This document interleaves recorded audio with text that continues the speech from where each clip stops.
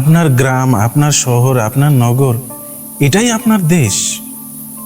এখানকার মানুষগুলোকেই আপনি আপনার সুখে দুঃখে কাছে পান। এই এলাকার মধ্যে আপনি আপনার ঘরের পোশাক পরেই বের হয়ে যেতে পারেন, কোনো দ্বিধা নেই, কোনো লজ্জা নেই। এখানকার মানুষ একজন আরেকজনের ঘরের খবর পর্যন্ত জানে। কিন্তু যখনই আপনি এই এলাকার বাইরে যেতে চাবেন, তখন হয়তো আপনি খুব ভালো মানের পোশাক পরার চেষ্টা করবেন আপনার সাধ্যমতো। কারণ অন্য এলাকার মানুষ আপনাকে ব্যক্তিগতভাবে চিনে না, তো তারা যাতে আপনাকে দেখেই কিছুটা অনুমান করতে পারে আপনি কোন ধরনের মানুষ, সে কারণে আপনি আপনার সাধ্যমতো ভালো পোশাক পরার চেষ্টা করেন। এইটুকুই আপনার দেশ। এর বাইরের কোনো মানুষকে যদি আপনি আপনার শাসন করার ভার অর্পণ করে থাকেন, তাহলে বুঝবেন সে হচ্ছে পরাশক্তি। সে কোনো না কোনোভাবে আপনাকে শাসন করার নামে শোষণ করছে, সিস্টেমেটিক্যালি শোষণ করছে।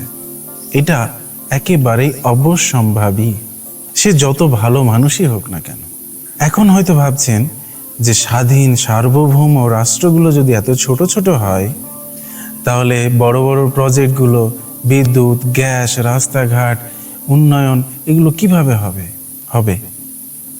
আরো অনেক গণতান্ত্রিকভাবে এবং ন্যায্যতার সাথে হবে। একজন মানুষ যেমন তার এলাকা ভিত্তিক, তার কর্মক্ষেত্র ভিত্তিক বা তার আইডিওলজি ভিত্তিক সহযোগী অথবা অসহযোগী, বন্ধু অথবা শত্রু নির্ধারণ করে, ঠিক সেভাবে নগর রাষ্ট্র তার কিছু সহযোগী বা অসহযোগী নির্ধারণ করবে। স্বাভাবিকভাবেই আমাদের এই নগর রাষ্ট্রগুলো এক এক ক্যাটাগরিতে অন্য আরো কিছু নগর রাষ্ট্রের সাথে সহযোগিতা করবে। সেই সহযোগিতার উদ্দেশ্যে একটা অ্যাসোসিয়েশন তৈরি করবে।